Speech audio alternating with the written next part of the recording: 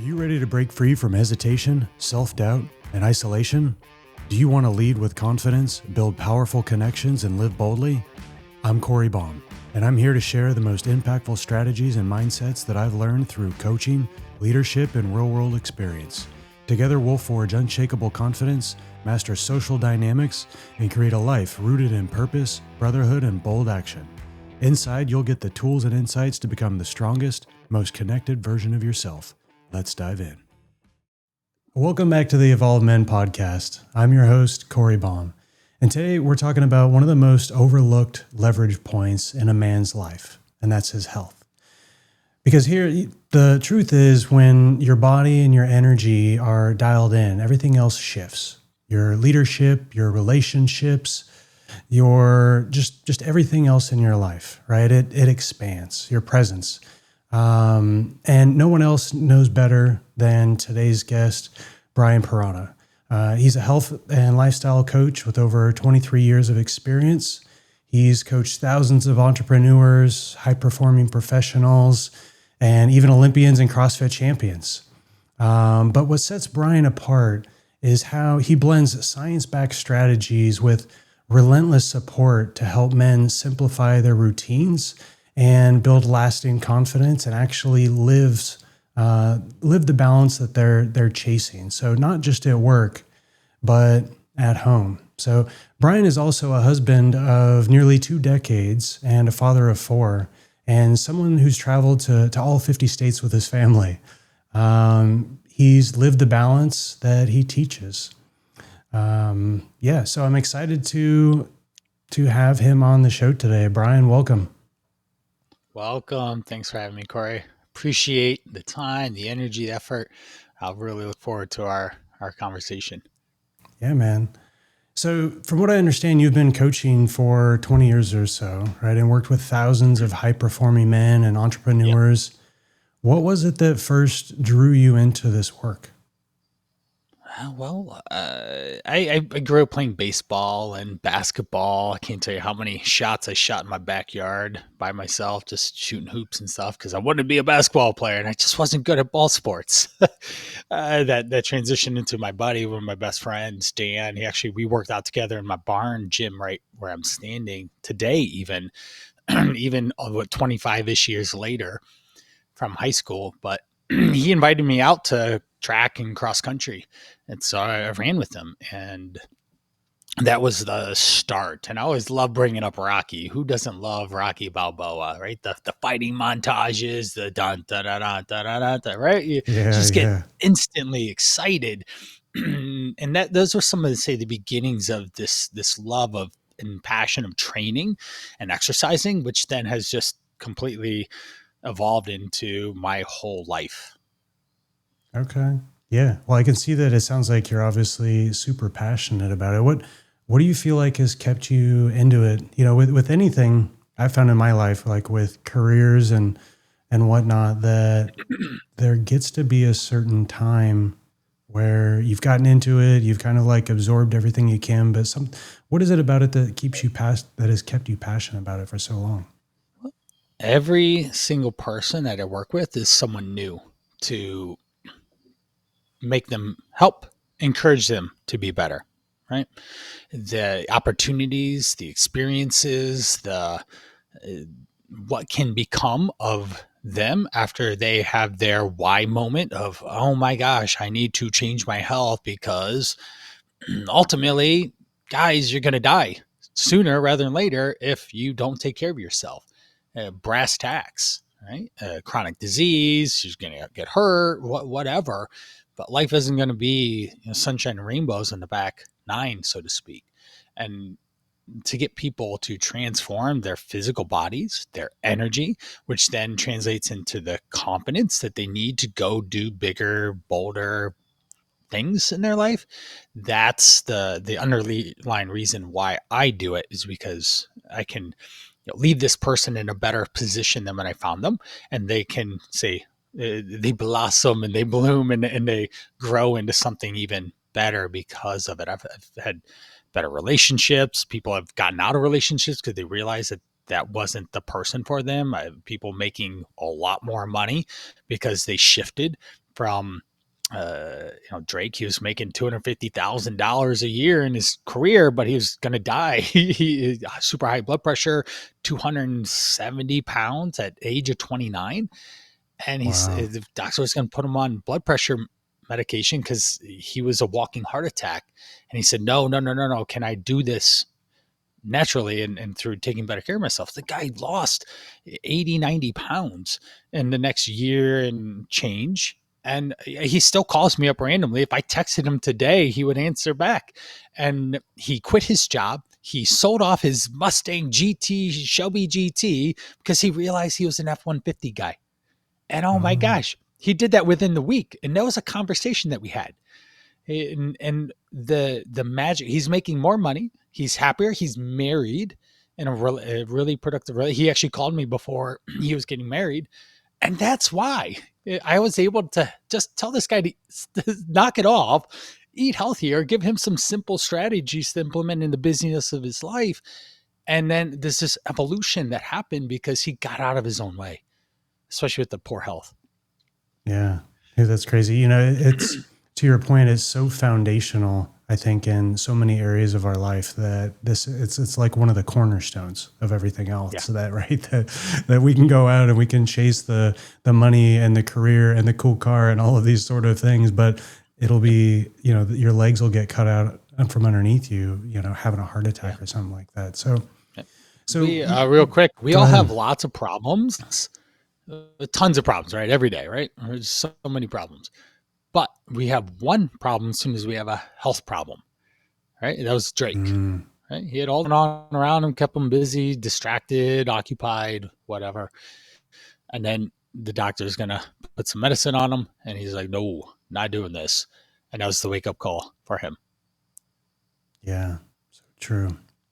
Well, you know, one of the things that really caught me as we were talking is that you know, with a man and a husband that you've been married for almost 20 years now, and a family of four.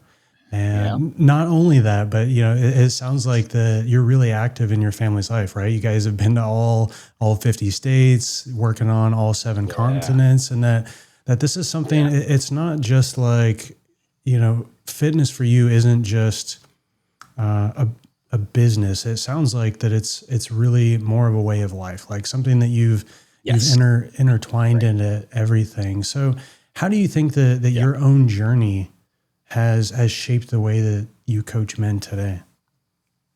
Well, a lot of men and a lot of people, period, come in with the all or nothing attitude and energy, right? That's just what we're taught. Don't eat carbs, fast, don't eat. And to lose weight. And people do that, but then they gain the weight back. And that's not a solution. That's a in a quotes tool to help with managing calories, but that might not be the best way for someone to go about it. And we need to find middle gear mentality, not all or nothing, but middle gear mentality to find that balance, that flexibility, that moderation that has to be built into every single day and understand the choices that you have to make. And once we can understand that and then process it and then have solutions that fit into your life to keep you in a healthy position, then you are actually living and you don't have to spend so much time, effort, energy on food. I do this literally every day. I'm self employed. My wife is self employed. We have 4 kids, and it's crazy busy with clients, with taking kids. So tomorrow, we've got 2 soccer games, a cross country meet, a kid going to swimming practice, and that's all happening between 7:30 ish and 11 to 12 ish. That's a lot. Yeah. Now, my wife and I is that's a working relationship too, right? It's just not a static thing because that's ever evolving and changing. And she is a different person than when I originally met her, right? Because she was 11 when I met her. And we're going to evolve in age and have different preferences and abilities and all this. And so am I. I'm going to change over time as well. And we have to have this constant magnetic pull in a sense of making sure that we are connected to help make sure our children are connected and that we are a whole family as much as we can be. We've life is upside down sometimes, just like anyone else, but we keep coming back to the core undertone of we're going to make this work. We're going to be successful, however we define success, with love, with happiness, with adventure, and trying to create a thriving environment for our children. Yeah, I love that. So, one of the things that I think a lot of the men listening, right, we know that they're super ambitious, as we talked a little bit about that in their career and their family life, like you talked about. I mean, you guys are like, you're doing a lot of things and you're checking a lot of these boxes. Why do you believe that, that them neglecting their body and their energy holds them back, right? From the influence and the presence and whatnot that they actually want in life. Yeah, well, let's just go with a really simple example. They wake up probably earlier than they want to. They go to work to hopefully do something that they do enjoy on some level. A lot of people don't. And that mentally wears on them, and they're tired because you get just mental strain from having to work all day in a very demanding, fast-paced world. And then we come home and you're tired because you didn't eat anything all day. You thought you had to fast and not eat till lunch, but then lunch got scheduled over for a meeting, and next thing you know, it's 3 o'clock and you still haven't eaten. And then you get home, and then your kids are wanting your attention, your time, and you just want to go crawl into the bed and fall asleep for the rest of the night, but you can't. So you end up sitting on the couch, half paying attention to your family, half paying attention to whatever's probably on the TV, and the other half you're staring at a phone, and you're not really living. You're just existing in a sense in the evening. And the core principle of, if you would have eaten healthier, at least you would have the physical and mental resilience or energy to be able to continue to have to output, in a sense of showing up with energy around the career, around your family, around your spouse, your partner. And then you get to the end of the night and not just be completely wiped out. And that's honestly a storyline that a lot of men hold, and they don't have to. Yeah. Yeah. For myself and, other men that I talk to, just knowing that, like you mentioned, they've got a career, they're bouncing back and forth, but, maybe they get off and they had really good intentions in how the day started off, but for one reason or another, things slipped. And, instead of maybe eating healthy or whatever it was that they had in mind, the lunch got pushed back. I'm just going to go grab something, down at the fast food. And then it just kind of cascades from then on, right? And every single thing. But to your point, like you were saying earlier, is how foundational some of these easy sort of things are to the rest of your day, right? Whether it be good sleep or nutrition or whatever it is. What would you say to that man that's kind of like living that life? That I imagine part of the conversation that he's having with himself is that, like, it's really hard, right? There's so many obstacles to overcome, and the stories go on, but what would you say that some of the biggest myths about fitness are, or nutrition are, that keep men stuck? Well, first thing that comes to mind are two words: wake up. Wake up. Open your eyes. Pull your head out of the sand. Life is being lived every single day. The globe is spinning, and change is inevitable. You have to be constantly preparing yourself to manage your abilities, your strengths, your weaknesses, your evolution toward change. Because I always like to remind people, Corey, you and I haven't moved this whole conversation, right? We've just been sat here talking to each other, but in the physical space of the globe, we've been spinning, right? We're not in the same place in space, and we've been moving. So change is inevitable, even if you're sitting still.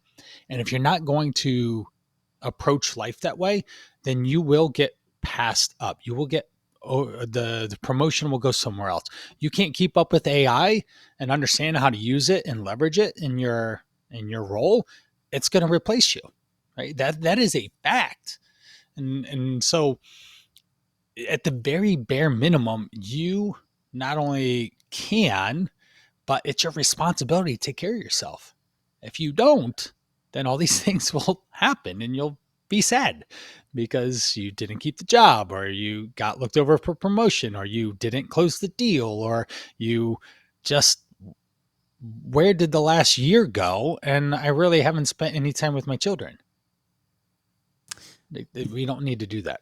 So you can Yeah. take care of yourself. There's some basics. I always remind people it's simple, it's not easy. Everyone knows what they should be doing, but they don't do it. And when you have someone, just imagine you and your coaching practice is you get someone to slow down, a self-assess, you ask them really good questions, and then you start working on a plan that they can actually manage to implement to better themselves, because they have to do the work no matter what. Right? We can't do the work for them. I'm not doing push-ups for someone over here. That's not how it Yeah. works. To be honest, I do 1,000 times better now talking to people rather than when I was telling people to do push-ups and squats, because I Mm. have to get into their life and understand a lot of different pieces of who makes this person, what are the factors of this person here that we can manage and leverage and support and grow and change and all those things so that they can become better. Yeah, that's a really good point. It's not necessarily about, as we're talking about this, it's not just about push-ups, pull-ups, and squats, right? I think the idea of health and fitness is probably, sure, there's probably some specialty science that's changed over the years, but the basics are still the same, right? Basics Like, of basics. Yeah. yeah, it's eat less than you burn sort of thing, and Yeah. it's Yeah. super simple, but it's the actual action that Right. produces the results. And that's tough, right? Because it's, to your point, it's not just about the action of, your nutrition or your fitness, that, there's your recovery and your sleep and your water and your hydration and all of these other sort of things. But Yep. all of that Those are the kind of basics. hinges on you being able to, one, being able to navigate, saying yes, right? Or taking that first Yes. kind of leap. So to your point, it kind of sounds like that maybe over time you've transitioned from, hey, 21, 15, 9, push-ups, pull-up and squats to really kind Yeah. of working. Yeah. To really kind It's of CrossFit. working, to really kind of working with somebody's, with their relationship with themselves, Yep. right? How Yes. has that, Yep. how has that changed for you over the years? Well, the every single conversation, every single person gives me a more a unique skill set. It sharpens my tools and my toolbox to be able to help understand. Maybe this person is super easy and crazy motivated and they're really simple. Then the next person is, say, in the middle of this, in the middle, and the other person's rather difficult. Not because they want to be, but because of life experience or challenges that they have or whatever. I had literally had one person, this is in my one-to-one practice, but they're like, yeah, only text me on Wednesday. I don't really want you to tell me a lot. And then we're going to talk every 3 or 4 weeks instead of every week because I'm good. Yeah. 227 down to 194.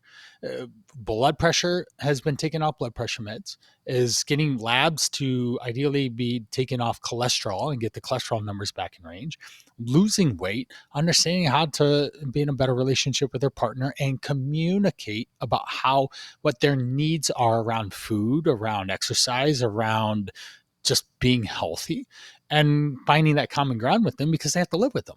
And so literally they're telling me, I don't need you anymore, which is the whole point of any of the coaching that we ever do, is to make them self-reliant in a sense to be successful.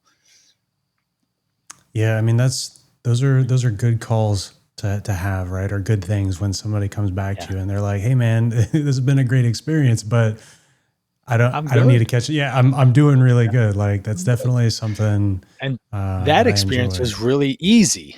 Okay, I just have to make sure that I respect their what they communicated to me, because if I over message them or something, then I'm not doing what they asked me to do. I didn't listen to them. But whereas someone else is Martin, he it was Super Bowl Sunday. This was multiple years ago, and he went with his buddies to San Diego to have a great time. He was a younger guy, and he's mid, say, 20s, and he was like, man, it was hella good. His language was just so funny how he'd talk. But I realize this guy fumbles the ball. He carries it all the way down to the goal line, the last 3 yards, and he fumbles it all the time, especially in social situations. And now, Mm. so that's difficult because this guy is single and he's socially active and doing a lot of things with a lot of different people in a lot of different settings. And his work is variable and has food and has travel and has all that type of stuff too. And now all of a sudden I have to coach this guy on understanding that, hey, don't drop the ball. Like, literally, I would send this guy football gifts of football people fumbling the ball, because that was a way to make him realize what he did or didn't need to do without it, calling him out in a sense. I was calling him out, but doing it in a playful way. Hey, don't fumble the ball. And there's this guy literally diving into the end zone, and the ball spikes off the ground, and so no good, right? And so we'd get a chuckle out of it, but it was a simple way to coach him in that particular situation, because we already talked about it. I need to talk to him again. I just need to remind him, don't fumble the ball. What is in your best interest right now for you to be successful on the other end of this experience? Because we don't want to wake up tomorrow with food regret, with sadness that the scale just jumped 3 pounds. And now you have 2 more days of work to get those 3 pounds off. And then we took a 4-day timeout in a sense because you fumbled the ball. Not Mm. helpful to him Yeah. if he does that. So That's me sending the football fumble gif is a way to just get him to stop and think about what his choices and decisions and the consequences are of his choices. Yeah, that's really interesting. So it wasn't just about like you tormenting him about his ball handling capabilities. It sounds like it was saying that hey man, like what you do in these other areas of life will Yeah. impact you when you get down to, the end zone, getting ready to make a touchdown based on your prior decisions. And that's tough, man. I mean, because there's a lot of those sort of components. And I think that a lot of guys at times, they don't even realize that those things, they're so on autopilot that they don't even realize that they're making these decisions, right? That their go-to, what they're drinking, what they're eating, Yep. it's just on autopilot. Right. Let me input something here. They're breaking trust with themselves when they do that Mm. subconsciously, right? They break trust. I'm not going to do this, or I'm not going to do that, or I'm going to get up tomorrow and go work out, and then they don't. And that it wears them down. That takes away from their manliness, from their confidence, from them. I'm standing because I always stand, but them being like this and standing tall and this as high as they can with a big chest and broad shoulders, to them walking around like this. Huge Yeah. difference, but it's so nuanced and you wouldn't even notice it per se. But if you walk into a room with a bunch of other people that are doing this, they know immediately where you are at in the, say, the confidence pecking order in a sense, and what you think about yourself just by the way you stand, or the way you fill space, or the way you dress. And those are all subconscious cues, and we have to always remember, in our humanness, we are very observant, right? We have a very quick snapshot judgment of who people Mm-hmm. are and where we place them in our different roles or different places or categories in relation to our own experiences. And if you're trying to make a sale and you walk in, I heard this from a sales coach, but he's like, "Hey, when you pull into the driveway. You're going to park far away, not first thing. You're not going to pick your nose. You're not going to grab your butt or your crotch and adjust on the way in. You're going to walk in like they're peeking out through the window at you, and you're going to walk with confidence so that you present yourself in the best possible way, so that their subconscious is soaking in that you're showing up. You're going to deliver a service that they need and that they want, and they're going to give you money on the back end. You're going to make that deal. And for that sales coach, that's how he has to coach them to show up in that way to make the deal, and not just feel sad that they wasted 4 hours of their day driving to the place, doing the pitch, and leaving with nothing. Yeah. And then they got to go talk to their boss afterwards. Like, well, why didn't you close the deal? I thought they were good. It sounded like they were good in our pre-sales call. Yeah. Huddle. It was really polished. Yeah. Yeah. What'd you do? Oh, I didn't. I subconsciously, scratched myself on the way in, and that was the one thing that toppled the Jenga pile. Yeah. That brings up a really good point. And that's something we talked about earlier, is how, and I found this just for myself as well, is how the correlation between physical fitness, like a couple of different things, but physical fitness and making a decision to do something, right? Maybe that's getting up. For me, that's getting up. I'm up every morning at 5 a.m. It's kind of an interesting routine. I'm up at 5 a.m. I'm out of the cold plunge by 5:15, right? And then I'm starting my workout. But it's not, for me, it's not so much necessarily, getting up is good, into the cold plunge, like, yeah, it's got its own benefits, the physical activity, all right. Great. But on top of all of that, there's a certain sense of self-trust and self-worth and pride that comes from doing these sort of things. And I think at times that's sort of lost in men, right? That every time that we're not, that we're choosing the soda or, eating poorly or sleeping poorly or whatever it is, that each one of those is like kind of this silent vote, right? It's like there's multiple personalities, and every time you do that, that guy or that kid is like, yeah, one more time, one more time you didn't do it. And it's that's such a component. So it's not only, I think, part of the challenge is overcoming that sort of thing in the very beginning, right? Because you've got so much that's built up in order to break through, in order to just get started. But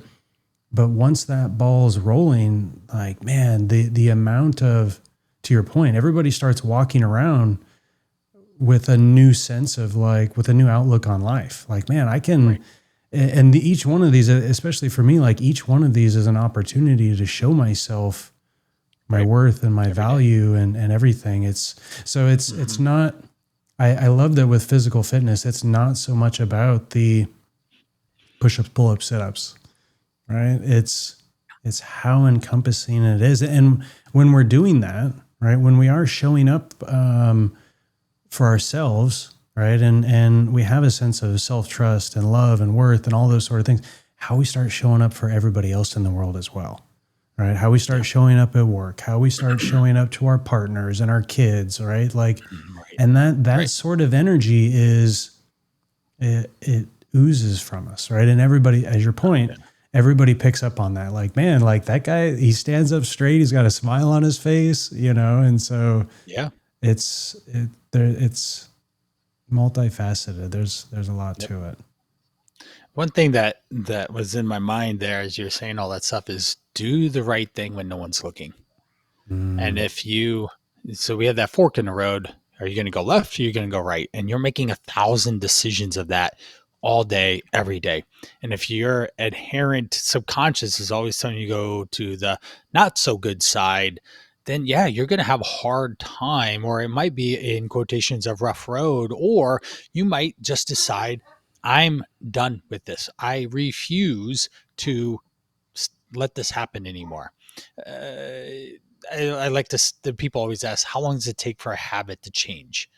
Right. And so these are some of the things that we're talking about here is I always tell people, they'll say, oh, it takes 21 days, or I heard the research was 66. So like, it takes as long as you allow it to.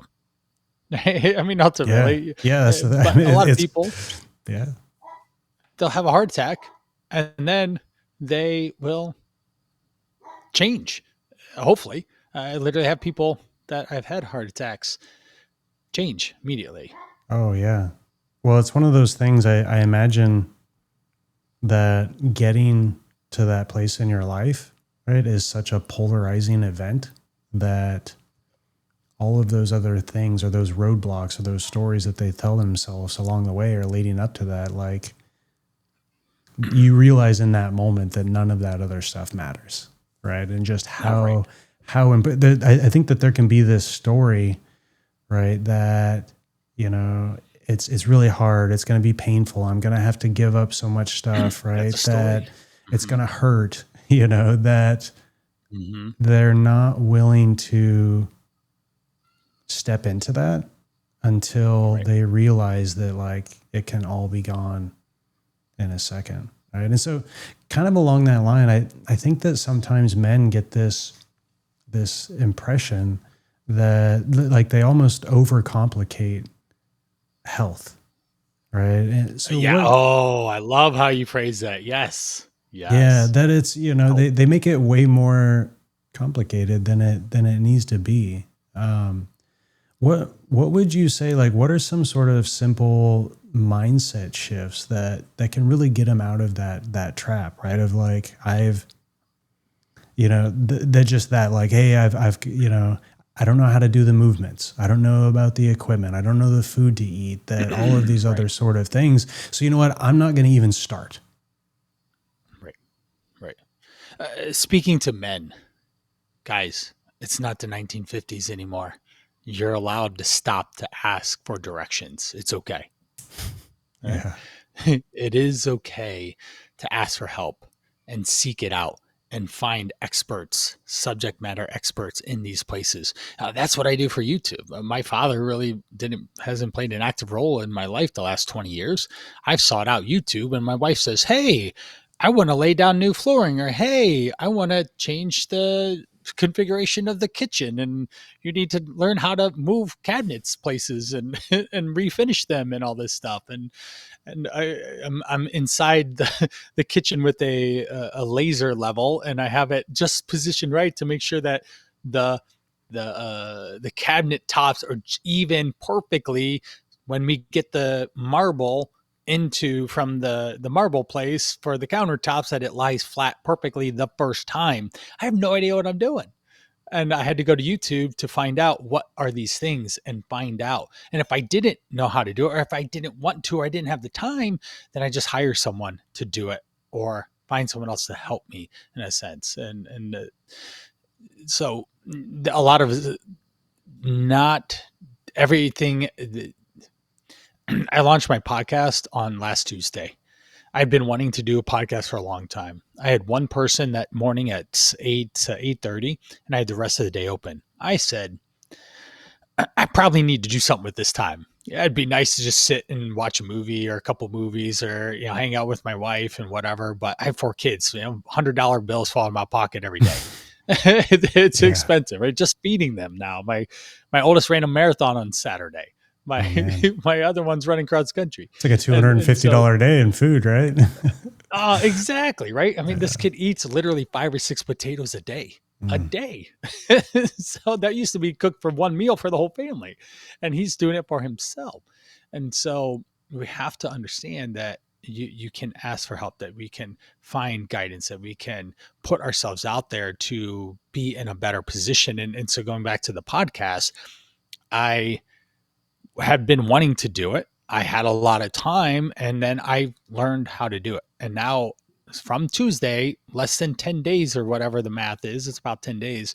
I'm going to release my 6th episode. Whereas before, a Nice. week and a half ago, I had no idea how to even do any of it. I just knew they were a thing, and I had been guesting on a lot of them in the last couple months, but I knew I needed to get to the next layer of this. It's like, okay, I need to evolve. I need to have my own podcast to then be able to open up doors and opportunities for myself. in that way. And I have to speak my truth and my education and my experience, because that's what I've been doing the last 20 years. And I'm finally sharing that with the world in 2025 and making big differences. And I learned how to do that. I didn't ask anyone. I just found the instruction on the internet. And then by the end of the night, so it started around 6, 7 a.m. And by the end of the night, I was publishing on Apple, and I had my first episode recorded, released, and the description and the artwork and all these things I did all by myself. Nice, man. Well, congrats. That's awesome. Yeah, thanks. It's exciting. I'm like, oh, the podcasting is fun and it's easy and I enjoy it and I can speak and people can hear me, because they can't hear me in a written social post that disappears in 20 minutes or something. And it's oh my gosh, like this, I'd much rather play this long form game than the short form, in a sense, and express myself so people can hear and experience and see how things could be different. Yeah. And totally. at the very least, I'd hope that at least one person that's listening to us is motivated and inspired to do the thing, whether it's taking better care of themselves, having a better relationship, getting a better job, connecting with their children more, repairing a relationship that they let go from the past, or whatever. I hope that at least one person is motivated to take some action. Well, and what I really hear from that is that it's not it's not about like getting started on day one and committing to like, okay, hey, I'm gonna show up at 5 days at the gym, right? That I'm gonna go from not working out at all to Monday morning or January 1 or whatever they decide, right? That I'm gonna completely change my relationship with food and sleep and working out and whatnot, but that it's taking small, consistent actions over time that probably yield the greatest consistency and results. That getting out, taking action. Yeah. A good example, especially since you wake up way earlier than I do, but not for someone listening in, not hitting the snooze button tomorrow. That literally could change your life, because I think the snooze button just shouldn't be a thing for you. You decided the night before that it was important for you to wake up at this time on this day for these reasons, so that you could be prepared for whatever was ahead. And the very first decision that you make goes against yourself, your own desires and wants and dreams and whatever it was while you woke up, to just set yourself back.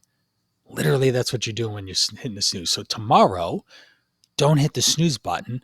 And that can be the very first thing. Whether you worked out or not, it doesn't matter. Because if you can say, hey, I'm not going to hit the snooze button tomorrow, and then it turns into the next day and next day, and next thing you know, maybe you end up joining the 5 a.m. club. And then you're up and then you're doing the things, because even that for you probably evolved at some point, but it wasn't what you were doing prior. And you had to make a decision and you had to stick to it and be consistent. And now it's just part of your day-to-day life and routine. Yeah.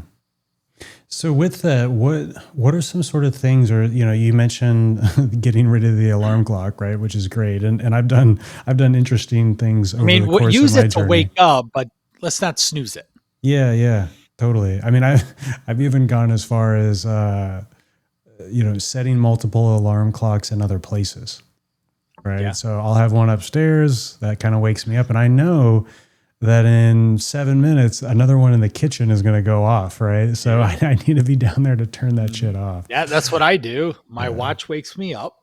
2 minutes later, my phone in another room rather than the bedroom in the kitchen area is set 2 minutes, and it's called activation energy. It takes just as much energy to hit the snooze button as it does to get out of bed. And I know that if I don't get out of bed in 2 minutes, it's going to go off and wake up the whole house. And it's the same with you. It's going to go off in 7 minutes, and it's going to be really annoying coming from another room that's so far away. Yeah, and it's going to keep going off. It's not going to hear me, But those are the sort of things that I've found, and I say at times that it's like a chess game, and there's... And I believe that we've got multiple parts to ourselves, right? And we've got got the part that wants to get up at 5 a.m., right? And we've got the other part of ourselves that wants to sleep in until 7 or not do the workout or have coffee in bed. Right. And so And I personally believe it's not about necessarily killing that part of us. Some guys will be I like, oh, totally agree. you gotta Totally like, agree. I you was gotta glad you went destroy there that because I guy. was thinking that No, and it like, it's not there's so necessarily many wrong to different. just have a slow morning either. Well, and the thing is that like, that's a real part of us. That part that doesn't want Yes. to get up, right? And for at some point in our life, some aspects that's keeping us alive and safe, right? And so Yes. Yes. this idea of like, well, let's just kill it, let's strangle it, right? Like you Right. gotta choke the life out of that part of you that isn't man enough to get up, the first time that your alarm clock gets off. But it's really about understanding like what is it afraid of? Like really understanding like, I'm afraid to get up and get in that cold ass water at 5 a.m. Okay, cool. I get it, dude. Like I completely resonate with you, but let's talk a little bit about what the advantages of it are. Like, why is this Right. that it's important to you? And so I think it's really awesome to have those conversations with people, with Yeah. themselves. Right. And especially in a supportive way.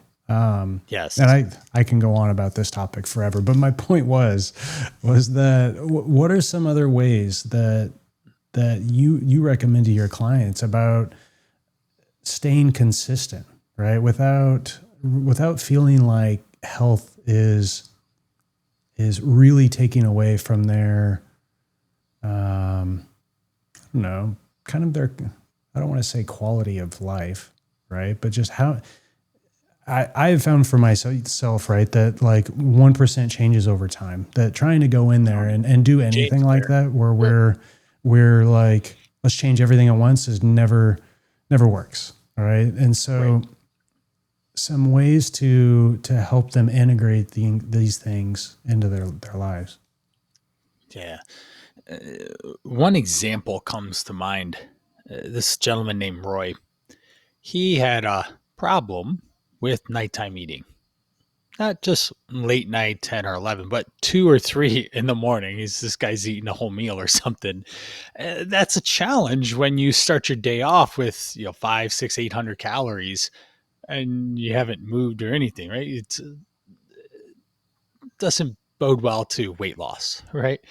And what we found in that his particular situation, the one thing that he could agree on that was actually his idea, and I just further backed him up on it, was putting caution tape, the red black caution tape, across the door frame before he went to bed.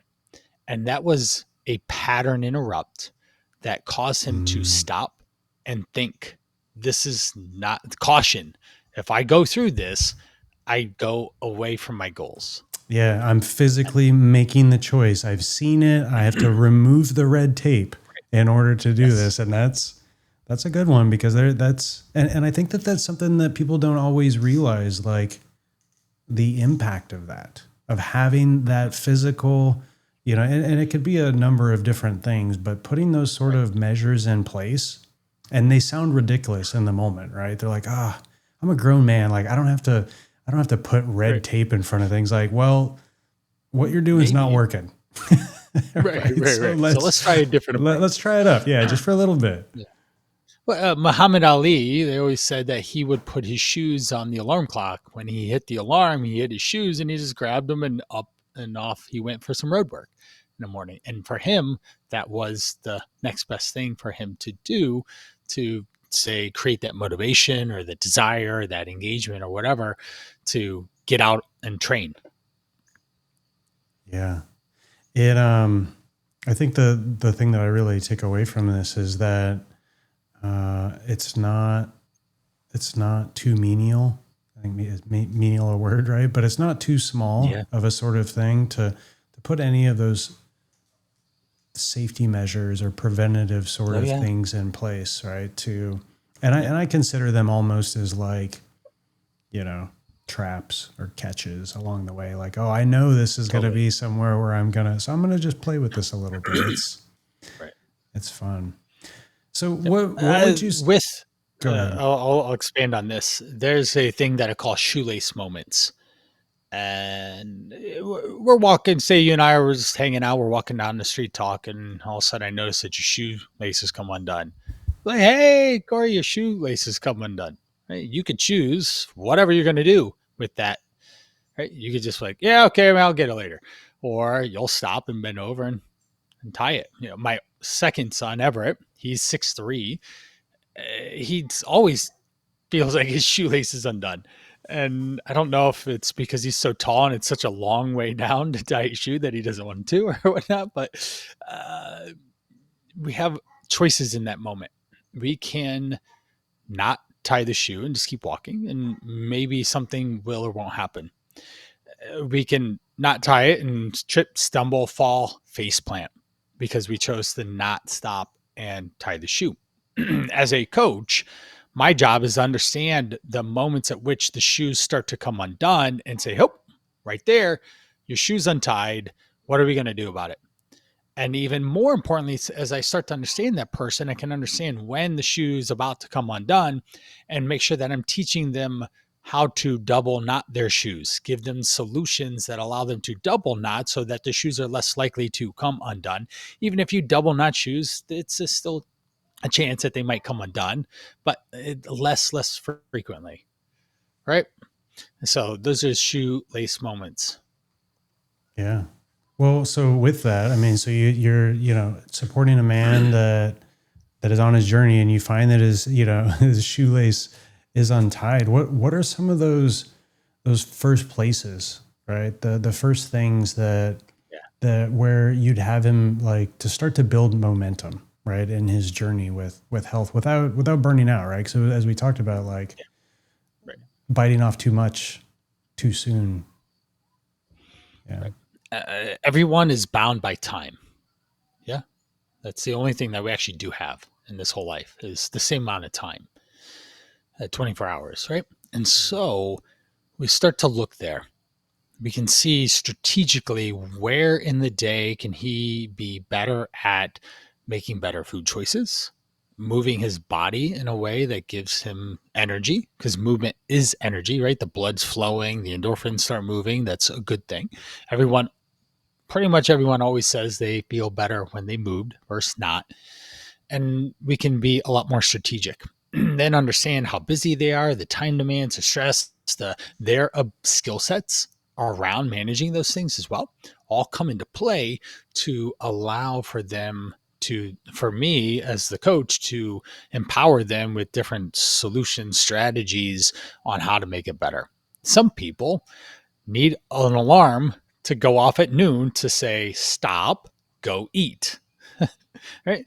Some people need, hey, I'm passing the break room and there's a donut in there. Oh, yeah, that's right. Brian makes me take pictures and send it to him. I don't want to send him a picture of a donut that I ate. That's a pattern interrupt. That's a something in the way of them just blindly going in and grabbing the 300 plus calorie donut and forgetting about it 5 minutes later. And so simple things like that would be some of the first places I'd start. How can we get the minimum viable amount of movement in initially? It could just be walking. And then how do we start making better food choices so that you can naturally give yourself energy because you're eating healthier foods, you're fueling your body for the demands that you're placing on them. All right. So, one of the things with the men listening, right? What would you say to the man, right, that's feeling stretched thin with work and kids and marriage? We kind of talked about it a little bit. Where's the first place that you'd have him to start building momentum with his health without burning out? Yeah. Well, I feel you, man. I'm 42. This year, more than most, has been felt with a lot more time, effort, energy, financial responsibilities. I feel you. Move. Drink water and move. Those would be the first, easiest, best things that you can do. Take more walk breaks throughout work. Drink more water throughout the day. Those two in and of itself could be really simple, easy things to do that give you more energy to be able to function and manage whatever else you do. Even also, say you had back-to-back meetings, grabbing a drink, going for a walk around the block, you're going to come back more resourceful, more productive, more ready to be focused on whatever the next task at hand is, rather than just drowning and jumping into the next thing that's on your schedule. So strategically creating buffer time frames in your day to not work, to then come back and be more productive. It's a Pomodoro timer, right? You work, say, 25 minutes go and 5 minutes off. Definitely. Yeah. It sounds like balance in there, right? And really Yeah. kind of time management and balancing probably the things, because all of this takes a certain amount of energy and effort, not just physically, right, but mentally, Yeah. and changing the way that we do things and the way that we live our life and such. So, one of the things I thought was really fascinating, and we've talked about it a couple of times here, is, with your family of four, right? And man, Yeah. good for you, dude. You were doing, you were on a mission, but this Apparently. adventure of yours of traveling to all 50 states and, to a bunch of the continents. Yeah. What do you feel like living with that sense of adventure and presence, right, has taught you about health and life balance and things like that? Every place I've been, we've the goal is to sleep one night in all 50 states. We slept one night in 49, and Idaho is the one that got away from us. So at some point we need to go out to, say, Boise or Coeur d'Alene and spend a night there. It will happen, but uh, and then we've been in multiple countries, continents. The one takeaway that I've had from every single place is that people just want to live a happy, healthy, joy filled life. Doesn't matter how rich you are, how poor you are, whatever your social economic class is, whatever. That's the undertone of the human experience on this earth. That's it. And through understanding those cultures and seeing different ways of life, and that my way of life is different than other people's life, and that's okay. And their way of life is different than mine, and that's okay. That's been a huge takeaway for me, to have sympathy, empathy, compassion, uh, create opportunities for other people to experience that for themselves. Because oftentimes, if someone's overweight, their body is a result of the life and lifestyle and the thoughts and feelings and energy that they are living. If someone's 50 pounds overweight, they're not a happy person. So how do we get them happy again? And that there is in and of itself the maybe the main mission of what I'm doing with anyone. It just so happens that for me, I'm going to start with nutrition and exercise, and for you, Corey, you're going to start subtly different with maybe their time or whatever mechanism you use to help get people to realign with what's important to them.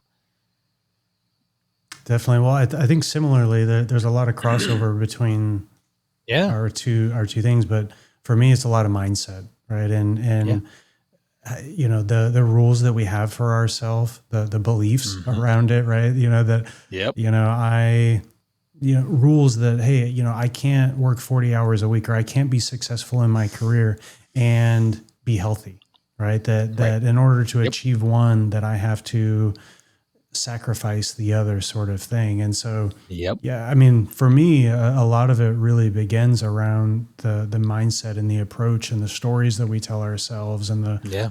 the rules and whatnot. So yeah, I can see how your adventures, right, and with your family and your dedication to it, how it sounds like it really comes back to a sense of um, like moderation and balance, right? That when we're Yeah. trying to take in too much, right, that we reach for these other things to shorten the gap or whatever it might be, right? Like, well, hey, whether it's fast food or not working out or whatever it is, but if we were to slow down, Yeah. we'd find that we would probably have a lot more time for find more time for the things that are really Yeah. truly important to us.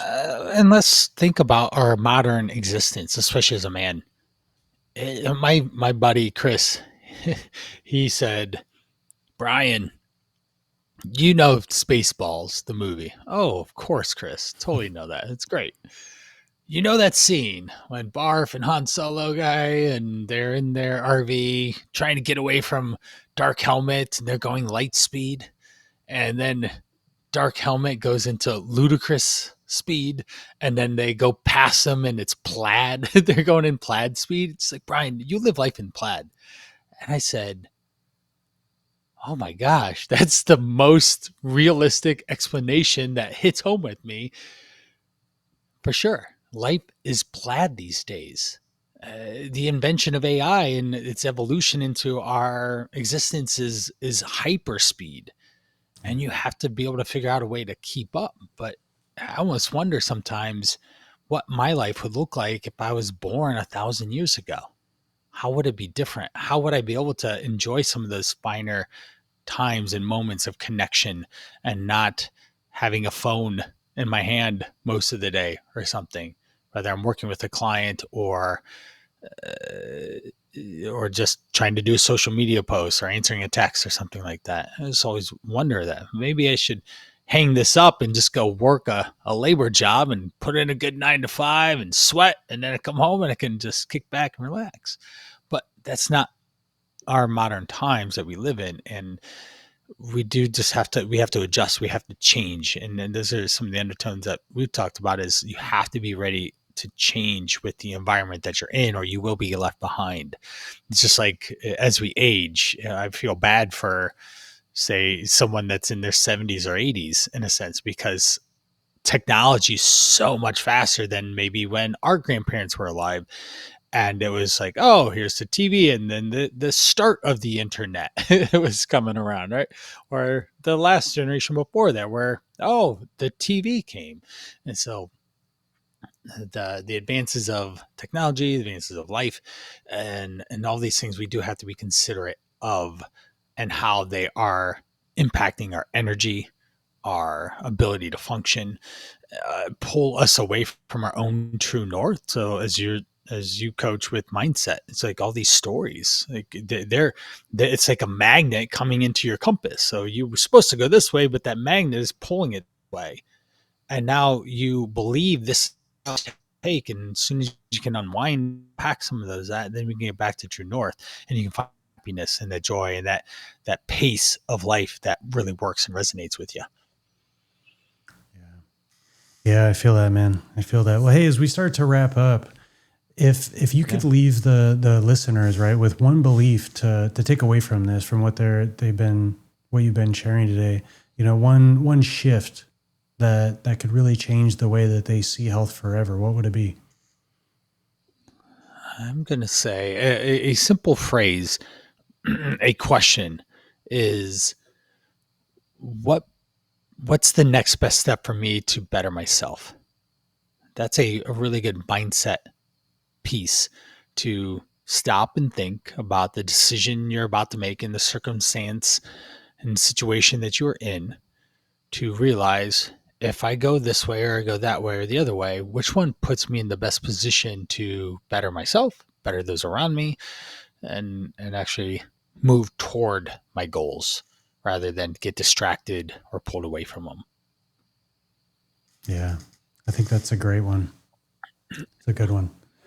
Well, hey, Brian, man, it's been great talking to you. If guys want to connect with you to learn more about you and your work and what you do, what's the best place for people to get a hold of you? Yeah, Coach Brian Perana on the socials, Instagram is say the main feature that I hang out there. Thecalltorise.com is my men's 100-day fat loss challenge. The goal is to lose 20 plus pounds in 100 days through science-backed nutrition, fitness, lifestyle changes, all into creating a lifelong change in that 100 days of looking and feeling better, but also living better. And then Driven for Health, my podcast. You can check that out. It's going to be all things health, nutrition, fitness, lifestyle, behavior change, all those things. 6 episodes deep in 10 days. It's going to be an adventure in its own right as I keep moving forward and getting better at that too. All right. Well, hey, it's been a pleasure, Brian, and I'm sure we'll chat again. Oh, yes, we will. I appreciate it. Yep. Thanks. Bye-bye. Hey, before you go, this podcast is just the surface. The real work happens inside the Evolved Men Brotherhood. This is our private community of men committed to leading themselves boldly, building confidence, and sharpening one another in the fire.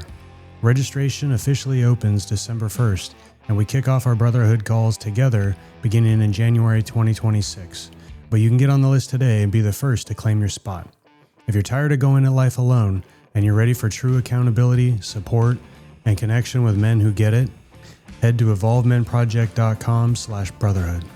Don't just listen, step into the brotherhood. I'll see you inside.